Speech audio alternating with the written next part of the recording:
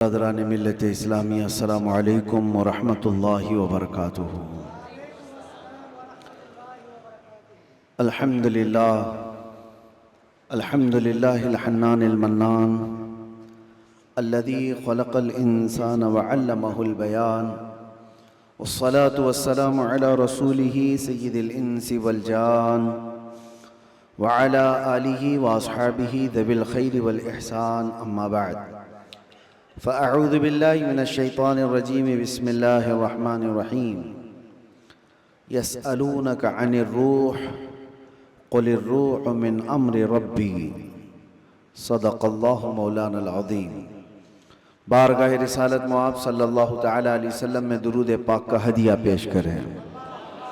اللہم صل علی سیدنا محمد معدن الجود والکرم وآلہ واصحابہ الکرام وابنہ الکریم وبارک وسلم صلاة دائمتا سرمدا ابدا۔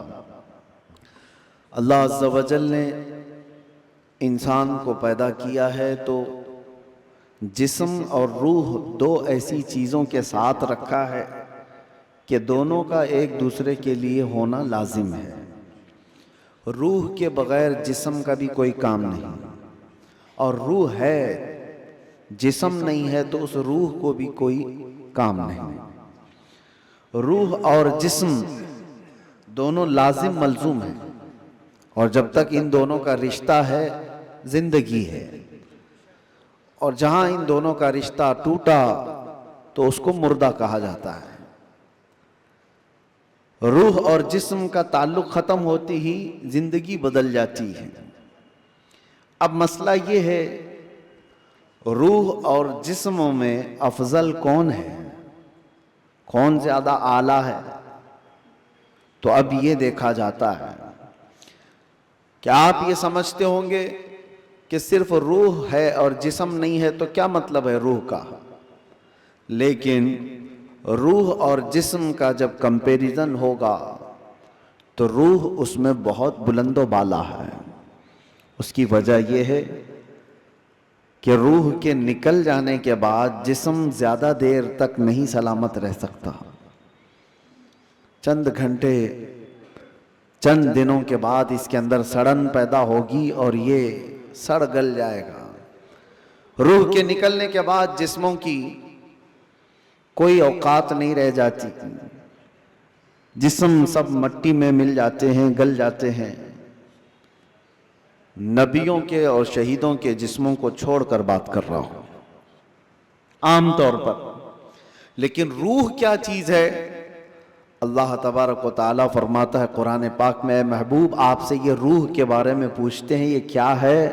آپ فرما دیں روح اللہ کے حکم کا نام ہے، روح اللہ کا حکم ہے۔ تو روح جس کے اندر موجود ہے اس کے ساری چیزیں ایکٹیو ہیں، سب چیزیں حرکت کر رہی ہیں، حتیٰ کہ آپ سننے کی جو طاقت رکھتے ہیں اس لیے کہ روح آپ کے جسم کے اندر ہے، اور میں بول رہا ہوں یہ طاقت ہے اس لیے کہ روح ابھی موجود ہے۔ ہاتھ اٹھ رہا ہے، پیر چل رہے ہیں، زبان مزہ چکھ رہی ہے، آنکھیں جھپک رہی ہیں، یہ ساری حرکتیں روح کے ہونے کی وجہ سے ہیں۔ روح کا تعلق ختم ہو جائے تو جسم یہ سارے حرکتیں نہیں کر سکتا۔ اب میں آپ کو بتا رہا ہوں، تھوڑی سی چیزیں آپ توجہ لے لیں۔ روح جب ہمارے جسم کے اندر ہے تو ہم کیا کیا کر سکتے ہیں، اور روح نکل جانے کے بعد کیا نہیں کر سکتے، یہ دماغ میں رکھیے آپ۔ ایک مردہ نہ ہاتھ اٹھا سکتا ہے، نہ پیر اٹھا سکتا ہے، نہ آنکھ کھول سکتا ہے، نہ زبان سے چکھ سکتا ہے، کچھ نہیں کر سکتا۔ لیکن روح ہونے کے وقت آپ بھی اور ہم بھی کیا کیا کر سکتے ہیں؟ ہم اپنا ہاتھ بھی اٹھا سکتے ہیں، پیر سے جہاں تک چاہے چل سکتے ہیں، بول سکتے ہیں، سن سکتے ہیں، دیکھ سکتے ہیں، سب ہے۔ روح ہونے کے وقت اتنا سب جو کر سکتے ہیں، یہ اتنا ہی نہیں بلکہ میں آپ کو بتا دیتا ہوں، اس روح کی اگر کوئی تربیت کرتا ہے تو یہ روح اس کو اتنی طاقت عطا کرتی، اتنی کہ وہ جو سامنے حرکتیں ہو رہی ہیں ہاتھ پیر ہلانے کی، یہ بڑھتے بڑھتے بڑھتے اتنی ہو جاتی ہے کہ اس کے لیمیٹیشن ہی نہیں ہے۔ روح اس کو اتنی طاقت پہنچاتی ہے کہ آج روح میرے اندر ہے، میں سامنے کی دیوار تک دیکھ رہا ہوں، اور روح طاقتور ہو جائے تو ہو سکتا ہے وہ مشرق میں بیٹھ کر مغرب کے حالات کو دیکھ رہا ہو، وہ شمال میں بیٹھ کر کے جنوب کے حالات دیکھ سکتا ہے۔ روح کی طاقت جب بڑھ جاتی ہے تو ہو سکتا ہے آج میرا ہاتھ جتنا لمبا ہے وہاں تک کی چیز چھو سکتا ہوں، پکڑ سکتا ہوں، لیکن روح کی طاقت جب بڑھ جاتی ہے تو بیٹھے بیٹھے مدینہ طیبہ سے ملک شام میں بھی کسی کی مدد کر سکتا ہے۔ اب میں آتا ہوں اسی گفتگو پر، تو پھر میرے عزیزو، روح کی تربیت کے لیے کیا کرنا چاہیے؟ پورے دنیا بھر کے آپ دوسرے مذاہب میں بھی دیکھیں گے، ریلیجنز، وہ لوگ بھی تپسیا کر رہے ہیں، آتما کی شکتی حاصل کر رہے ہیں، الفاظ الگ ہیں، اور وہ پاور آف سول کہتے ہیں کرسچن لوگ، ہندو لوگ آتما کی شکتی کہتے ہیں۔ اس کے لیے وہ دنیا کو ترک کر رہے ہیں، کچھ کلمات کے جاپ کر رہے ہیں، کسی نہ کسی طرح سے وہ اپنی روح کو بڑھانے کی کوشش کر رہے ہیں۔ تو سب ادیان میں یہ ایک کانسیپٹ پایا جاتا ہے۔ میں آپ کو بتاتا ہوں اصلی روح کی طاقت وہ ہے، روح نے اگر اپنے رب کو پہچان لیا تو یہ سب سے بڑی طاقتور ہے۔ اور روح جس وقت اللہ رب العزت کو، اپنے خالق کو پہچان لیتی ہے تو وہ رب تبارک و تعالیٰ کی قرب پانے کا جو اس کا مقام ہے وہ ولایت کا مقام ہے، اور وہیں سے اس کی طاقت کا اضافہ ہو جاتا ہے۔ ہمیں اس روح کی تربیت کیسی کرنی ہے؟ روح کی تربیت کیسی ہو؟ دیکھیں، آپ کو ایک سمپل سی بات بتا رہا ہوں، جسم کو صبح ناشتہ نہ کرو، دوپہر کا کھانا نہ کھاؤ تو شام تک آپ ہلنے لگ جائیں، اور اگر 3 وقت کا کھانا چھوڑو تو کمزوری جسم پر اور چہرے پر ظاہر ہونے لگ جائے گی۔ کیوں؟ اس لیے کہ جسم کو بھوک لگتی ہے اور ہم کھانا کھاتے ہیں، اسی طرح روح کو بھی بھوک لگتی ہے۔ روح کی غذا اللہ کا ذکر ہے، ذکر اللہ ہے، اور جب بندہ اللہ کا ذکر کرتا ہے تو اس کی روح تر و تازہ ہوتی ہے۔ اور یہاں تو برسوں سے اللہ کا ذکر ہی نہیں کیا تو کسی کی روح بیمار اتنی ہو چکی ہے کہ اسے کچھ نہیں پتا، صرف چلتا پھرتا ایک لاشا ہے، چلتا پھرتا ایک جسم ہے، روح تو ہے موجود لیکن بڑی کمزور اور بڑی غریب۔ اس روح کو طاقتور بناؤ اللہ کے ذکر سے، ذکر اللہ سے۔ اب آپ کو میں بتاتا ہوں، جہاں یہ روح سلامت ہوتی ہے، انسان کا جسم مر بھی جائے تو اللہ تبارک و تعالیٰ اس کی روح کو اسی طرح باقی رکھتا ہے، روح باقی ہے۔ مرنے کے بعد بھی انسان کے جسم کو قبر میں رکھ دیے جانے کے بعد بھی روح باقی ہے، روح باقی ہے۔ اور روح جب تک طاقتور ہے وہ کیا سے کیا کر سکتی ہے، تصرف اللہ تبارک و تعالیٰ اس کو عطا کیا ہے۔ موت کے بعد بھی اولیاء کاملین کی زندگیاں ہم جو دیکھتے ہیں وہ اسی بنیاد پر ہے کہ انہوں نے اپنی زندگیوں میں جسم سے زیادہ اپنی روح کا خیال کیا۔ لوگ اپنی باڈی بنانے کے لیے جو محنت کرتے ہیں کوئی بات نہیں، کتنے کتنے گھنٹوں لوگ جیم کر کے اپنی جسم کو مضبوط بنانا چاہتے ہیں۔ یہ جسم صرف دکھا سکتے ہیں سامنے لوگوں کو، یا کس لیے؟ کہ فٹ رہنے کے لیے۔ کچھ لوگ کسی کو مکہ مارنے کے لیے کر رہے ہیں، لیکن اس کا 10% بھی اگر روح کی تربیت پر توجہ دی جائے تو میرے عزیزوں طاقت و قوت کا یہ عالم ہوگا کہ اولیاء کاملین کی صف میں اللہ تبارک و تعالیٰ آپ کو وہ مقام عطا فرمائے۔ روح کی طاقت کی طرف توجہ۔ آج پوری دنیا اس سے دور بھاگی ہوئی ہے، ساری چیزیں ہماری روحانیت نکل گئی، ہم میٹل پر محنت کر رہے ہیں، ہم جسموں پر محنت کر رہے ہیں، ہم کپڑوں پر اپنے ظاہر پر محنت کر رہے ہیں۔ روح کے لیے جو اولیاء کاملین کے ہاں تربیت ہوتی تھی وہ خال خال نظر آ رہے ہیں۔ پہلے خانقاہوں میں جانتے ہیں آپ، ماررہ مطہرہ ہندوستان کی بہت بڑی خانقاہ ہے جہاں سے اعلیٰ حضرت بھی بیعت ہوئے تھے، امام اہل سنت مجدد دین و ملت جہاں سے بیعت ہوئے، وہ خانقاہ سادات کی آل رسول وہاں پر ہیں۔ حضرت شاہ حمزہ عینی رضی اللہ تعالیٰ نے بڑے پائے کے بزرگ ہیں، ان کے پاس لوگ آتے تھے تربیت حاصل کرنے کے لیے، اپنے زندگیوں کو سنوارنے کے لیے، یہی روح کی تربیت کے لیے۔ تو ان کو کیا کیا کرایا جاتا تھا پتہ ہے؟ سب سے پہلی چیز ان کی تربیت یہ ہوتی تھی کہ جو چیز تمہاری زندگی میں حاوی ہونے کی کوشش کر رہی ہے اس سے اپنے آپ کو چھٹکارا دلانا۔ جو تمہارے اوپر حاوی ہو رہی ہے، چاہے وہ نیند ہو یا بھوک ہو یا کسی چیز کی چاہت ہو، اگر حاوی ہو رہی ہے، غالب ہو رہی ہے تو اس سے نجات حاصل کر لو، تب تمہاری روح پاورفل ہوگی، ورنہ تم غلام بن کر کے رہو گے، اپنی خواہشوں کے غلام بن کر کے رہو گے۔ ابھی من کیا بریانی کھانے کا، بھاگ کر چلے گئے، تم خواہش کے غلام ہو، تم ظاہری چیزوں کے غلام ہو۔ نیند تمہیں غلام بنا کر رکھی ہے، جب وہ آئی تو تم تو لمبے ہو گئے۔ تمہارا کنٹرول نیند پر نہیں، تمہارا کنٹرول بھوک پر نہیں، بلکہ وہ چیزیں تم پر کنٹرول رکھی ہوئی ہیں، تو سمجھ لو کہ تم کمزور آدمی ہو، تم کمزور ہو، تمہاری روح وہ طاقت نہیں رکھتی، تم مجبور ہو۔ اولیاء کاملین کو اس کے برعکس تربیت دی جاتی تھی، بھوک پر کنٹرول، خواہشات نفسانیہ پر کنٹرول اور نیند پر کنٹرول۔ حتیٰ کہ میں آپ کو بتاؤں، حضرت شاہ مینا رحمت اللہ تعالیٰ علیہ لکھنؤ کے بہت بڑے بزرگ ہیں، وہ جب رات کو عبادت کے لیے کھڑے ہوتے، انسانی فطرت کا تقاضا ہے کہ نیند تو آتی ہے، لیکن وہ یہ چاہتے تھے کہ نیند انسان کی ضرورت ہے، اس کو بھی میں اپنے اوپر غالب ہونے نہیں دوں گا، میں جب چاہوں سو جاؤں، لیکن نیند جب چاہے تب مجھے نہ سلائے۔ نیند میری حاکم نہیں، میں اس پر حاکم ہوں۔ آپ نے کیا کیا جانتے ہیں؟ رات کو عبادت کے لیے روزانہ کھڑے ہو جاتے تھے۔ ایک دن ایسا ہوا کہ جھپکی آ گئی اور گر گئے۔ اس کا ان کو اتنا افسوس ہوا کہ عبادت میں نیند نے مجھے اپنا غلام بنا دیا، اللہ رب العزت کی عبادت سے مجھے نیند نے دھوکہ ایسا دے دیا کہ میں گر گیا، اس کا غلام ہو گیا۔ اس کے بعد سے رات کو جب کھڑے ہوتے تھے تو نمک میں سلائی ڈال کر اپنی آنکھوں پہ سرما لگاتے تھے، نمک کا سرما لگاتے۔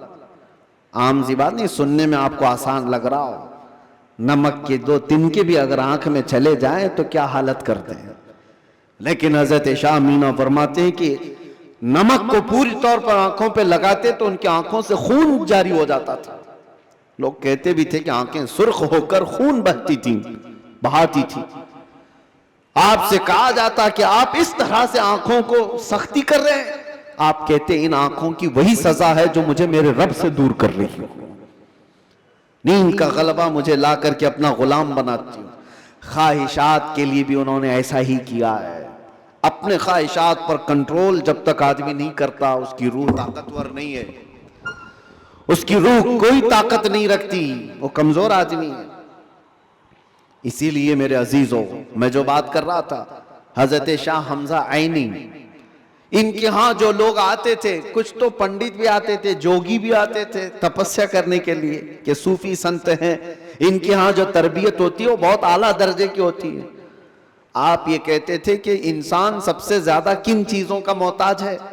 کھانے کا، پینے کا، سونے کا، یہی سب چیزیں نا، اس پر تو وہ کنٹرول کرا ہی دیتے تھے۔ کوئی ایسا ان کے پاس مجاہد ہوتا، ریاضت کرنے والا، کہ 3 دن 4 دن تک بغیر کھائے پیے عبادت میں مصروف رہتے، کچھ بھی نہیں۔ اور یہ پاسبل ہے کیونکہ اللہ نے انسان کی باڈی کو فلیکسیبل بنایا ہے، اس کو جیسا بندہ ڈھالتا ہے ویسا جسم بنتا ہے، کوئی چیز امپاسبل نہیں ہے۔ بزرگوں نے یہ تربیت کیا۔ اب ایک مقام ایسا آیا کہ کھانے پینے کی بات تو چھوڑو، یہ جو محتاجی ہے، جو بھوک لگتی ہے، اس سے تو انہوں نے کنارہ کر لیا۔ ایک شاگرد نے ان سے کہا کہ حضور، کھانے سے تو ہم محتاج نہیں ہیں، جب ہم چاہیں گے کھا لیں گے، بھوک ہم کو غلام نہیں بنا رہی، یاد، پیاس بھی ہم کو غلام نہیں بنا سکتی، لیکن یہ جو سانس لیتے ہیں اس کے تو ہم محتاج ہیں۔ सांसों के बगैर तो रह नहीं सकते। आपने फरमाया मैं वो भी तरबियत तुम्हें करा दूंगा, उसकी भी तरबियत करा दूंगा। तो हबसे नफ्स औलिया कामिलीन के यहाँ, मैं तसव्वुफ की बात कर रहा हूं, एक तरबियत ये भी है उनके यहाँ हबसे नफ्स। हबसे नफ्स या हबसे दम जिसको कहा जाता है, क्या है? उनको सांस रोकने की तरबियत दी जाती थी। सांस रोक लो अपनी, आप अपनी नाक और मुंह बंद करके देखो कितनी देर रोक सकते हो, शायद 1 मिनट, क्योंकि आदत नहीं है। 1 मिनट से ज्यादा अपने नाक और मुंह को पकड़ नहीं सकते। लेकिन तरबियत के बाद माररा मुतहरा की तारीख में है, हजरत शाह हमजा आइनी की बारगाह में जो तरबियत पाते थे, उनको सांस रोकने की जो तरबियत दी जाती थी, फजर के बाद वो सांस को रोकते थे तो जोहर तक लेकर जाते थे, जोहर तक। लोगों को ऐसा लग रहा होगा कि उड़ती हुई बातें हैं, नहीं मेरे अजीजों, जब बंदा अपने जिस्म को ढालता है किसी चीज में तो अल्लाह तबारक व तआला हर चीज उसके लिए मुमकिन बना देता। और हमने दुनिया में अपने जिस्मों को आजाद कर रखा है, सारी दुनिया इस जिस्म पर राज करती है, ख्वाहिशात हम पर हुक्म करते हैं, हम इन पर कंट्रोल नहीं पा रहे। आज जरूरत इसी बात की है कि हम जिन चीजों के एडिक्ट होते जा रहे हैं उन चीजों को अपनी जिंदगी से दूर करते जाएं। कोई ख्वाहिशात ऐसी हैं जो मेरे ऊपर हावी हो रही हों, उन ख्वाहिशात से अपने दामन को छुड़ाने की कोशिश करें। और यही तरबियत बारगाह मुस्तफ़ा सल्लल्लाहु अलैहि वसल्लम की थी। एक बात मैं आपको बताता हूं, मजबूरी के आलम में भी औलिया कामिलीन ने अपने आप को दुनिया के हवाले नहीं किया, दुनिया के हवाले नहीं किया, वो बचने की हर मुमकिन कोशिश करते रहे। एक बुजुर्ग के मुतालिक हमने पढ़ा है, हजरत मुश्की रहमतुल्लाह अलैह, इराक के एक बुजुर्ग, लेकिन वो जवान शख्स, मुश्की गालिबन अब्दुल्लाह कुछ नाम था, बहुत खूबसूरत, देखने में बिल्कुल हैंडसम नौजवान, एक कपड़े की दुकान पर काम करते थे। शहर की एक अमीर औरत कपड़ा खरीदने आई और वो अय्याश औरत थी, उसने लड़के को देखा, नौजवान को, उस पर फरेफ्ता हो गई। बहाने से कपड़े की बहुत बड़ी थान खरीदा और उसके बाद उस नौजवान से कहा क्या तुम मेरे महल तक पहुंचाओगे, मैं उसकी उजरत दूंगा। भोला भाला नौजवान कपड़े उठा लिया और चल पड़ा। उस खातून के घर जब पहुंचे तो उसने कपड़े की वो थान अंदर रखवाई और कमरे में उसे बुलाकर दरवाजे बंद कर दिए। और उसके बाद उस नौजवान से कहा कि तू अब आजाद नहीं है, तू मेरे पास कैद है, मैं तुझे यहाँ पर इस बहाने से ले आई हूँ, तुझे जो चाहिए वो मैं दे दूंगी, माल दौलत जो भी है, लेकिन मेरी ख्वाहिशात पूरी कर दे। वो कांपने लग गए। अल्लाह का खौफ, अल्लाह का डर, जिसकी रूह मजबूत और ताकतवर होती है, हर मुसीबत से उसको किसी न किसी तरह बचा लेती है, अल्लाह का फजल होता है। उस नौजवान ने कहा यह हरगिज मैं नहीं कर सकता, मैं नहीं कर सकता। उस खातून ने कहा तो फिर तुम यहां से बच के भी नहीं जा सकते, किसी हालत में तुम बच के भी नहीं जा सकते, और ना किसी को पता है कि तुम यहां अंदर हो। कल को मैं ये इल्जाम भी लगा सकती हूँ कि तुमने मेरी इज्जत को तार तार किया है और तुम्हें मैं फांसी की सजा भी दिला सकती हूँ। उस नौजवान की मजबूरी देखें कि खातून ने ऐसे उसके ऊपर हावी होने की कोशिश की कि किसी भी तरह से उसको गुनाह की सरजमीन पर धकेल दे। लेकिन ये नौजवान है, अचानक न जाने दिलो दिमाग में क्या ख्याल आया, कहा कि ठीक है मुझे इस्तिंजा करना है, तहारत, टॉयलेट जाना है। उसने कहा यहीं अंदर ही है, अंदर तुम फारिग हो जाओ। तो वो तहारत खाने में गया। नौजवान कुछ नहीं देखा, वहां की गलाजत उठा करके अपने चेहरे पर, अपने जिस्म पर सब लगा लिया और बाहर आया उस खातून के पास। उस औरत ने देखा कि बदबू और ये गलाजत ये जिस्म पर, वो चीख मारकर दरवाजे खोलती है कि कोई पागल आया, इसको घर से निकालो, जल्दी यहां से निकालो इसको। तो सारे लोगों ने पकड़ करके इनको निकाल दिया। कि पागल नौजवान घर के अंदर कैसे घुस आया। इनको इसकी नहीं पड़ी थी कि मुझे लोग पागल कहें, लोग मेरी बदबू को देखें, लोग मुझे गलाजत मला हुआ शख्स कहें, कुछ फिक्र नहीं थी। وہ نوجوان وہاں سے نکلا اور راستے میں ایک کنویں میں جا کر اس نے غسل کیا. روایت میں موجود ہے اس کے بعد سے ہر دن ان کے جسم سے مشک کی خوشبو آتی تھی. اللہ تبارک و تعالیٰ کے لیے جب بندہ اپنے جسم کو بچا لیتا ہے تو رب تبارک و تعالیٰ اس کو ہمیشہ کے لیے محفوظ کر دیتا ہے یا خوشبودار کر دیتا ہے. یہ بات میں اس لیے عرض کر رہا ہوں کہ جن لوگوں نے خواہشات پر کنٹرول پا لیا وہ تھوڑی دیر کی تکلیف تو ہو سکتی ہے لیکن ہمیشہ کے لیے اللہ عز و جل ایسی عزت بخشتا ہے کہ آپ اس کو گمان بھی نہیں کر سکتے، گمان بھی نہیں کر سکتے. آج ہمارے روحوں کی تربیت کی ضرورت ہے. جسم سے زیادہ روح کی تربیت کرو. اور جس کی روح غلیظ ہو گئی ہے اس روح کا لوگوں کے درمیان رہنا ایک مردے کی طرح ہے، مردے کی طرح ہے.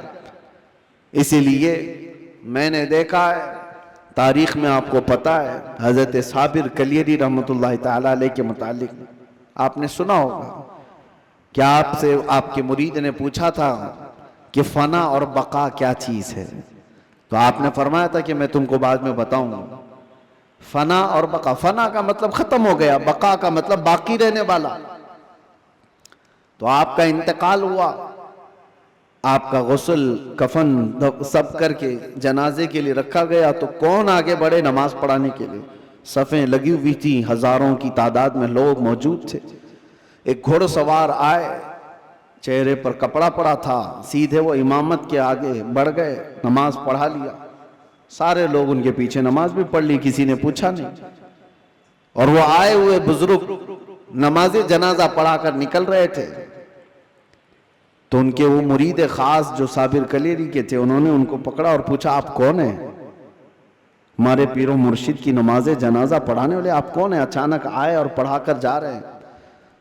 کپڑا انہوں نے چہرے سے ہٹایا تو وہ صابر کلیری ہی تھے، صابر علاء الدین کلیری. ہو سکتا ہے آج کے ماڈرن زمانے میں لوگ اس کو کہانی سے تعبیر دیں. آپ نے فرمایا تم نے مجھ سے سوال کیا تھا نا فنا اور بقا کیا چیز ہے، وہ جنازے میں جو ہے وہ فنا ہے اور یہ تیرے سامنے ہے یہ بقا. جس نے روح کی تربیت کی اپنی زندگی میں اللہ تعالیٰ موت کے بعد بھی اسے تصرف عطا کرتا ہے، اسے تصرف عطا کرتا ہے. صحیح روایات میں موجود ہے کہ جس نے اپنی روح کو اللہ اور اس کے رسول کے حوالے کیا اللہ اس کی جسم کی بھی حفاظت کرتا ہے، صرف روح کی نہیں جسم کی بھی. شہداء احد کے بارے میں دیکھیں، شہداء بدر کے بارے میں کہ ان کے جسم بھی نہیں سڑے گلے، قبروں میں برسوں تک اسی طرح سے رہے. 1935 میں عراق میں بغداد کے دریائے دجلہ کے کنارے دو صحابہ کی قبریں تھیں، حضرت حذیفہ بن یمان، حضرت عبداللہ بن جابر. ان کی قبروں میں پانی بھر گیا تھا تو قبریں کھولی گئی تھی. 1935 کی بات کر رہا ہوں. تقریباً 1300 سال کے بعد ان کی قبریں کھولی گئیں تو دونوں صحابی جسموں کے ساتھ صحیح سلامت آرام کر رہے تھے. اخبار کی کٹنگ بھی آج بھی لگی ہوئی ہے، عراق میں موجود ہے. 1935 بہت دور کی بات نہیں کر رہا ہوں، 100 سال نہیں گزرے، ابھی 90 سال پہلے کی بات.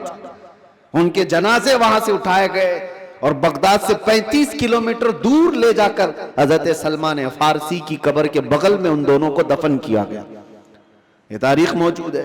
وہ صحابہ جن کی قبروں میں ان کے جسم 1300 سال تک باقی ہیں. کہنا یہ ہے جس نے اپنی روح کو اللہ کے حوالے کر دیا اللہ اس کے جسم کی بھی حفاظت کرتا ہے.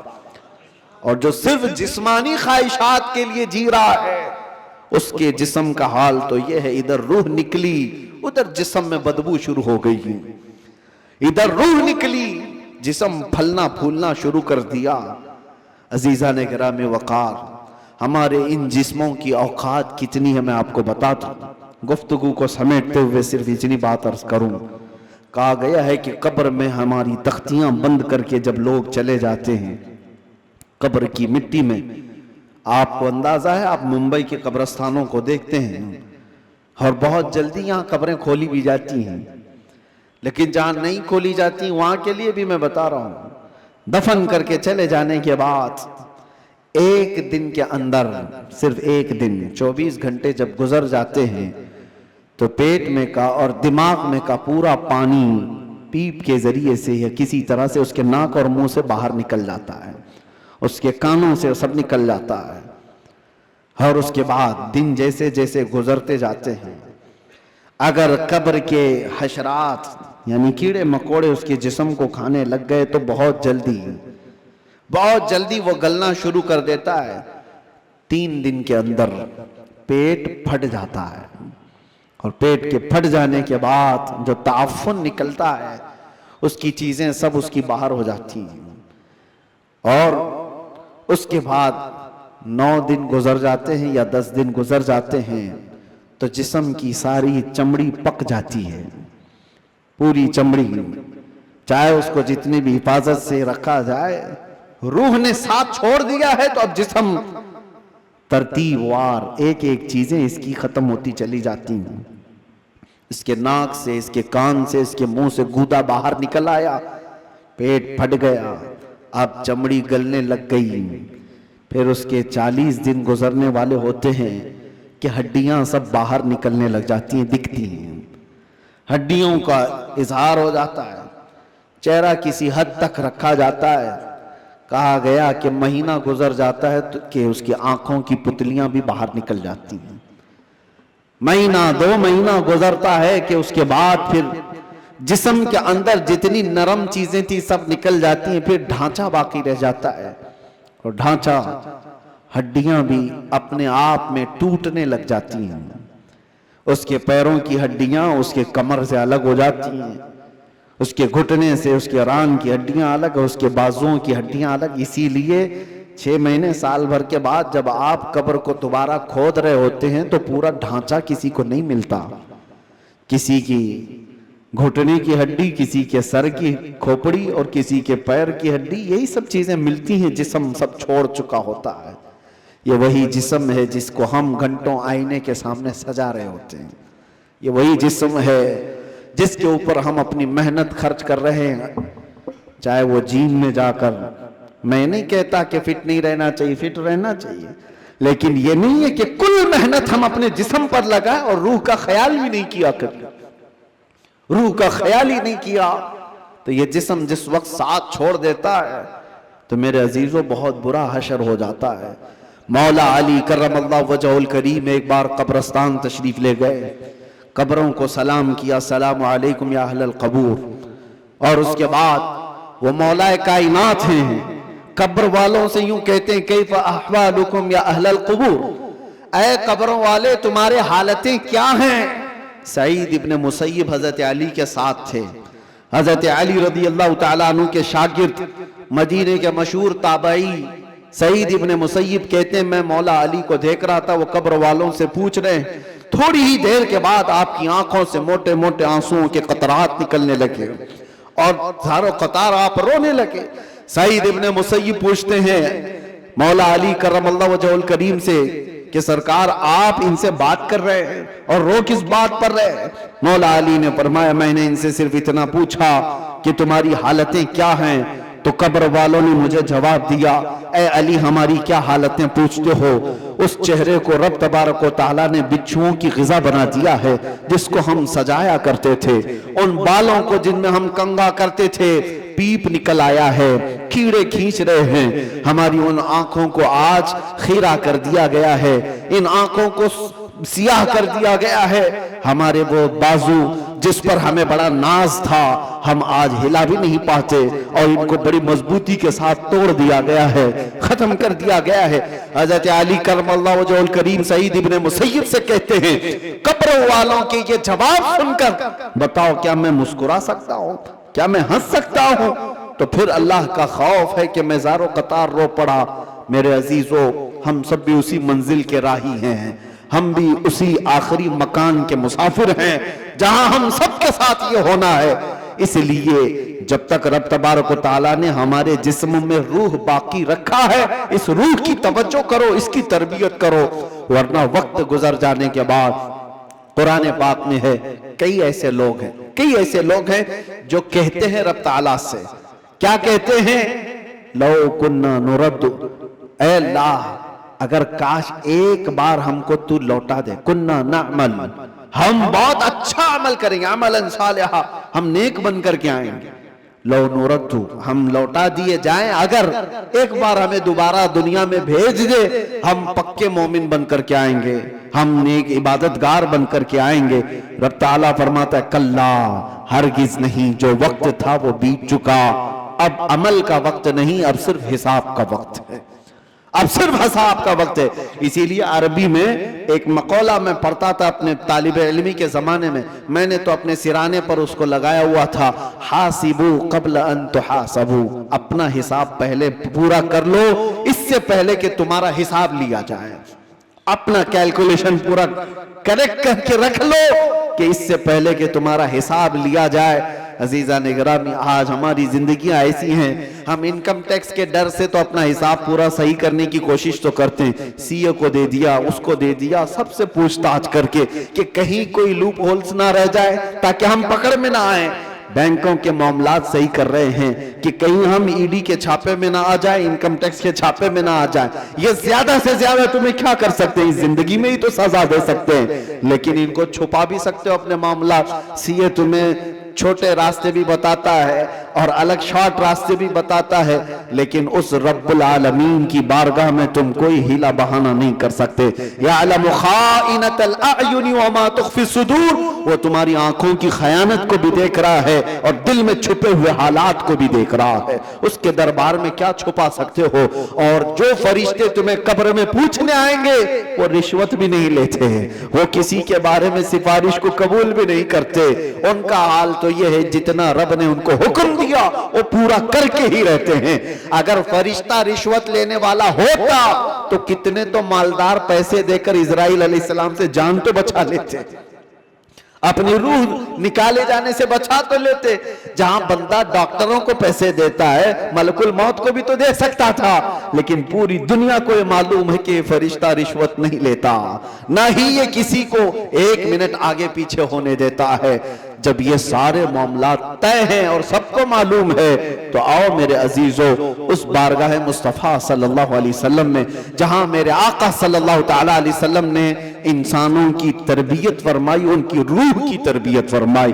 وہ کون تھے جو صحابہ بنے؟ شراب کی زندگیاں ان کی بھی تھی، جوئے کی زندگیاں ان کی بھی تھی، بچیوں کو پیدا ہوتے ہی گردن مروڑ کر کے مار دینے والی زندگیاں ان کی بھی تھی، ماں اور بہنوں کو بازاروں میں نیلام کر دیا جاتا تھا. عرب کی یہ زندگی تھی، لیکن ایک عرب نے آدمی کا بول بالا کر دیا، خاک کے ذروں کو ہمدوش سریا کر دیا. خود نہ تھے جو راہ پر اوروں کے ہادی بن گئے، کیا نظر تھی جس نے مردوں کو مسیحا کر دیا.